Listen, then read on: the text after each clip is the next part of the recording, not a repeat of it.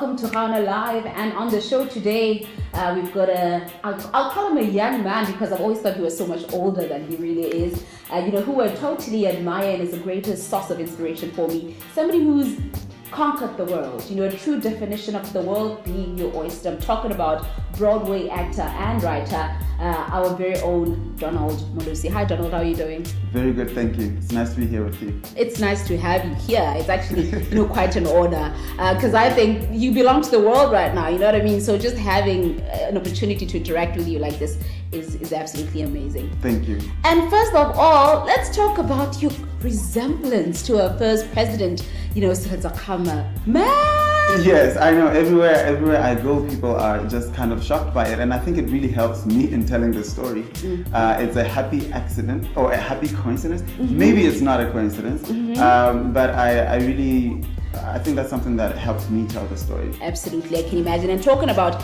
telling the story, that's exactly what we're going to get into today. But let's just start, take it way back to you, your childhood, your dreams and aspirations as you're growing up. Did you ever imagine that you would accomplish all of this?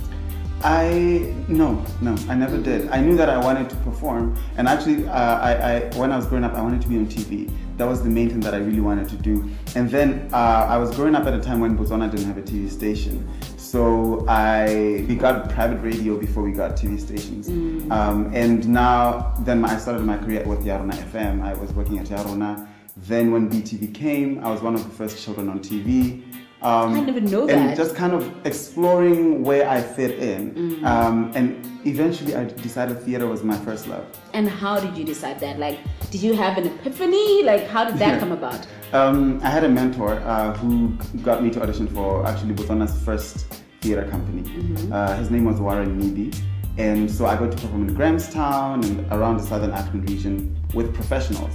And it was then that I realized I want to do this for life. What does it take for one to become a performer, like a stage performer, do the kind of work that you've done? It takes a lot of resilience and discipline, I think, and just being aware of the fact that the work is the work, the lifestyle is separate. So a lot of people go into it thinking, I want to party with these people, I want to do that, but that's where you end up not having sort of a staying power, right? But if you really focus on the work itself and set yourself apart, that's what helps you stay in the industry. And do you think actors or performers are born, or can they be trained? Because I don't think everybody can get on stage, and get into character and do that kind of thing. Right. I think it's a little bit of both. I think in my case, there are things I do on stage or in writing or in film that no one taught me. But they just were always in me. But you always need training so that you can enhance the God-given talent. And did you get training? Yes, I studied theater for my bachelor's degree at Williams College in the US. And then I realized that the degree was kind of a very general approach to theater. You learn this about stagecraft, this about acting, and I wanted something very specific to classical acting. So I went to the London Academy of Music and Dramatic Art in the UK, where 12 hours a day I'm just being honed into being an actor. Voice, movement, all those different aspects. Wow. And that was my greatest lesson in what I do now. Let's talk about family as, a support system, because I think the greatest challenge with a lot of, especially creators in our country, is that they don't have enough support from parents, because they're saying, hey, come on, that's a hobby. You know what? That's a drama. Absolutely. Get a proper job and then you can do this on the side. But for you to have taken it, I think, to the level that you've taken it to, you should have had support from parents who encouraged you, I'm assuming. Yes, I did have support. I never had the battle of what should I be doing with my life. It was always apparent to me from age 4, age 5, right? I always knew I was going to be an actor, but I did have the battle of how do I justify what I want to do to my family and beyond. And fortunately, in my immediate family, I never had to justify that. It was more like the extended family, the uncles and the aunts who, felt like, is this a path that you should take? So I had a different struggle in a way. At what point did they start believing that this is happening? Well, I always had to do school. So I took sciences, did math and all that stuff. Had to get A's, and I did that so that I could then kind of justify to my family, because I was young and justifying things to people was important at that time. Justify why I want to go to the US, why I want to study this. But now at 30 years old, I don't justify much to anybody else. I just do what I feel I'm supposed to be doing. And let's talk about some of your career achievements. How did you end up on Broadway? Yeah. Like, this is every performer's dream, I believe, worldwide. And you have been on Broadway. Yes, I've been really fortunate that I had that path at an early age, because it was in my 20s. And actually, the Broadway dream was always there. I remember being 15. I went back and read some of the things I wrote at 15, saying, I want to be on Broadway. And I had no idea what it takes or whatever, but it was a dream. And I went to the US to finish high school, to do like one last year of high school. And it was during that year that I realized, I could go for auditions that, like, without having an agent, I could just go for cattle call castings. I did that, and then that didn't yield any results. Actually, it was very discouraging. So I decided that I was just going to create my own theater. So I started writing about Seretse, writing about Botswana, performing it for like 10 people, 20 people, until someone said, how would you like to be part of this festival? So I went from one festival, and the rest was history from there.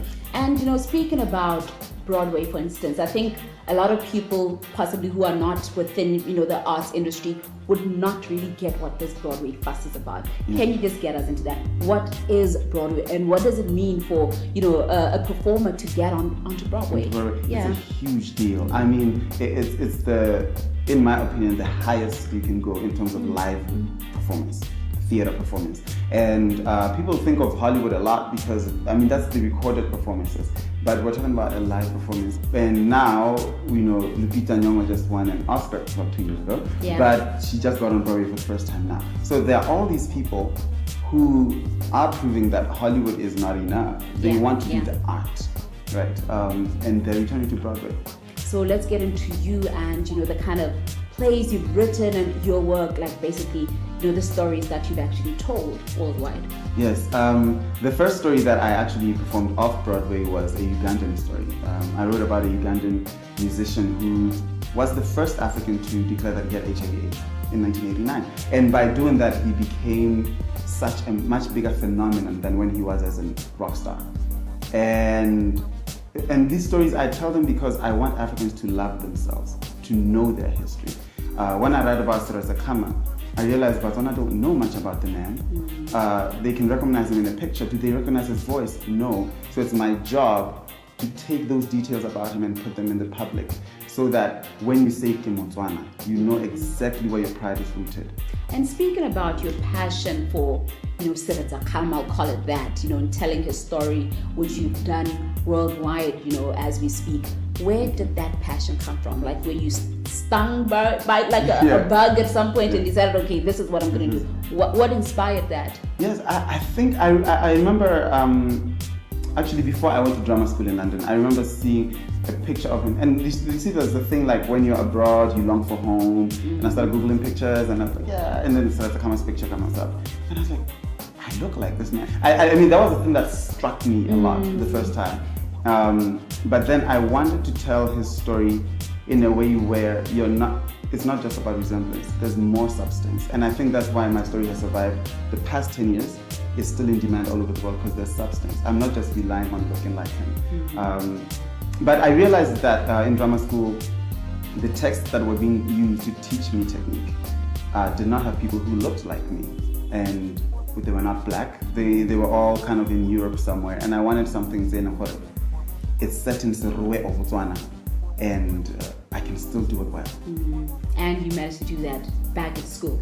Yes, in drama school. Okay. Yes, now tell us about Blue, Black and White, the story, and just get us into that. Yes, Blue, Black and White is a play that I wrote about the romance of Seretse and Ruth, which was very controversial in the 40s because they were of different races. And it went on to be one of the most transformative love stories of the 21st century. When I think what I'm trying to get Botswana to appreciate is that it doesn't stop with that couple. The lessons from their relationship are the reason we have the flag we do. When we became independent in 66, we were the only country in the world that had a symbol of racial harmony in their national anthem, because our president went through all that turmoil. The coat of arms, why was the zebra selected? It's no one's totem. Again, non-racialism. These are things Botswana don't know about themselves, and I want them to know those things. And once you know yourself as a nation, you will love yourself better. And how have Botswana received the blue, black and white story? Fantastically. I'll tell you an anecdote. When I first performed it in Botswana 4 years ago, I could barely get through the performance because everyone on the front row was crying. And I didn't understand why they were crying, because I just thought it's a beautiful love story. But I realized I'm speaking to, it's a desire they've always had to learn about themselves. I am validating who they are. I'm saying your story is worth telling. And you can have this product that's proudly about your story as a nation. Absolutely. Speaking about blue, black and white, and the amount of work that you've done in telling the Botswana story through our first president's journey. A United Kingdom was just shot recently, on our soil, and there was like a bit of an uproar, especially amongst the arts industry, with people saying we should have had more locals being engaged. And I can't help but personally feel that, especially with the resemblance, with your experience, and not just the resemblance, you should have been cast as honestly, that's what I think. You're so kind. But what is your take, first of all, on the story? Did you get a chance to, be on set and experience it, and what do you anticipate is going to happen? I think it's going to be easily one of the best films that Hollywood has produced in 2016. David gives probably performance of his lifetime. He just did Martin Luther King and Selma. That was wonderful. And I think this stands to rival even that. I got to be on set because I have a small part in the film that I'm really happy about. And why I'm not, the lead, as some people want me to be the lead, it's a business at the end of the day. David has a much bigger profile worldwide than I do. So it's only fitting that he would be at the helm telling that story. But it's also okay for other people to tell the story. He feels just as passionately about SSK as I do. Really? Yes, he does. Yes, okay, he does. Okay, yeah. If you say so, I'll take your word for it. Yeah. All right, now let's talk about, your achievements, accolades. You've received numerous awards. Can you just get us into those? Yes, I try not to think about them too much so that I can focus on making myself better. You don't want to get big-headed. But I've been fortunate enough to win about 25 acting awards in the past 10 years, internationally. 25! 25! And, 25! Thank you. And now I'm happy that I'm getting awards for my writing as well, because I write what I perform. When I wanted to tell story of Saratse, it didn't exist, so I had to write it. Story of Lutaya, it didn't exist, I had to write it. And so I feel very encouraged by that. And the biggest compliment for me would be to win an award for what I do from home. Because I've never won an award for what I do from Botswana. Oh, for what you do. But in 2003, I remember you actually won an award locally, which was the Kama Brilliant Spirit Award. What was that?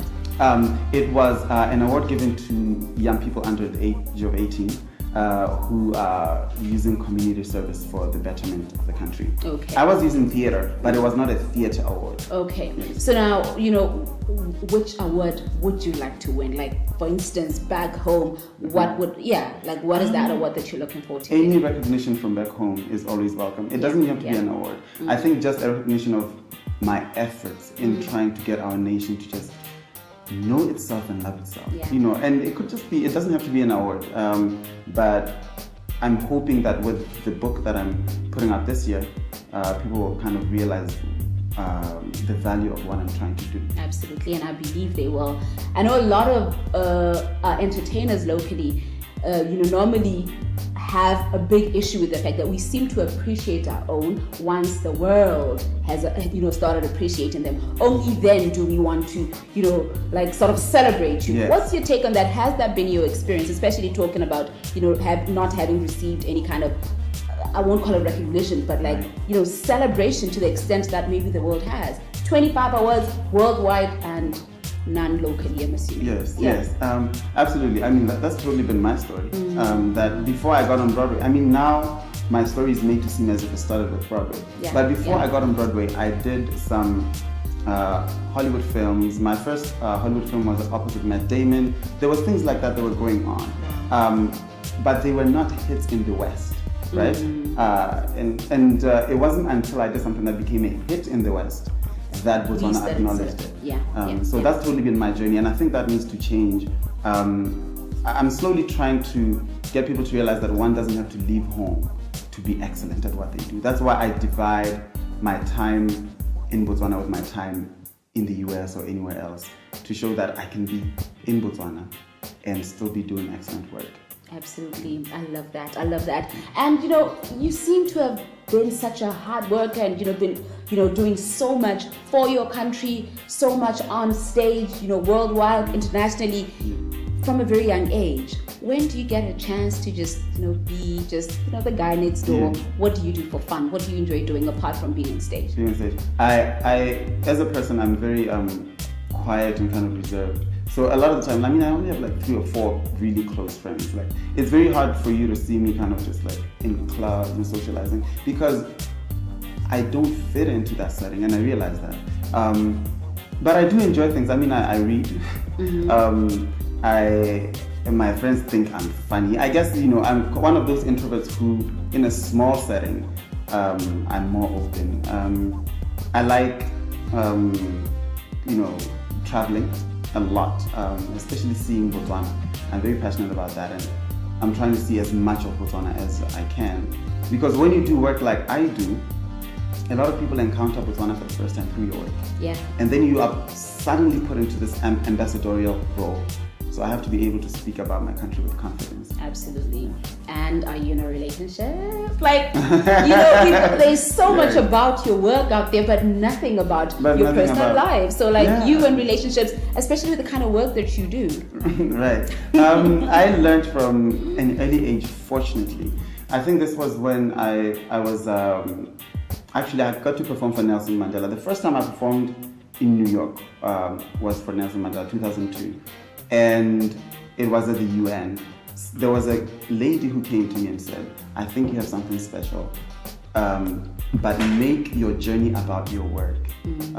Don't talk about your relationships. And I took that advice like full way. So I never did. I'm not in a relationship, but I try to put the work as the thing that I want to be known for.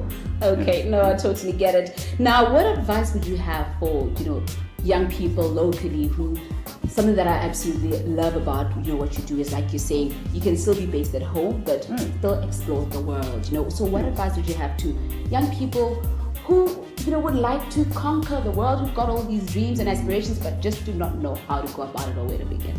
To find a mentor. I think that is very important. Any of the milestones in my career have always been about really celebrating my mentors. That's why I don't see these awards as being mine. It's a win for all the teachers who've taught me how to do what I do. It's even a win. I mean, I share all my awards for Blue, Black and White with SSK. In all my acceptance speeches, I shared with him. Had he not gone through the turmoil he went through, I would not be able to stand here today and tell this story. So I realized that I'm almost like mining the pain of a nation for the healing of the same nation. So I would just advise people to find something you can speak as authentically about as I'm speaking about this right now. Absolutely. And challenges, have you experienced any, man? Like, it seems like it's been a very easy No. Yeah, like everything has just been falling on your lap. No. Has it been like that? No, not at all. And part of it, what's testament to that is the sacrifices I've had to make personally, right? Relationships, we're talking about relationships, I've had to sacrifice that. I've literally had relationships that failed because I was so married to my work. And I was so married to the vision of where I wanted to go. Being black in the US and trying to get ahead on Broadway is really hard, almost impossible. Being black and African is like a double impossibility. So I had to break through those barriers and just keep proving myself. it was really hard after I did Blue, Black and White that Botswana was really proud.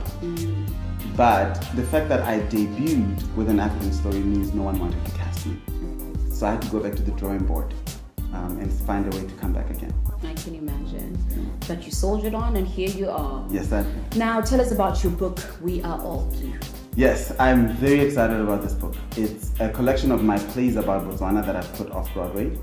And it's the first time that drama has moved from the stage to a book in Botswana's history.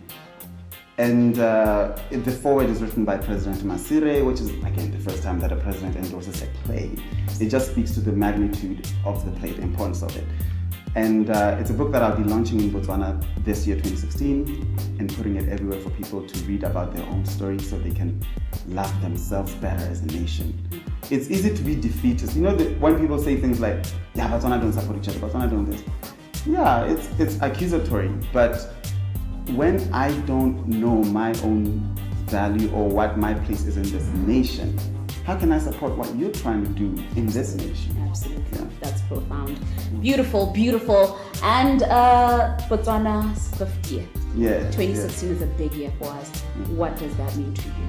It's a milestone for us. And wherever SSK and Lady Ruth and all the people who founded our nation, Bomutsete, are watching from, I hope we do them proud. I, as a citizen, an individual, I'm offering this book, I'm offering this film that I'm part of. There's another project that I'm working on, which is a documentary. All 3 products in 1 year saying to my nation, this is what one person is offering. I'm not part of any organization or any committee.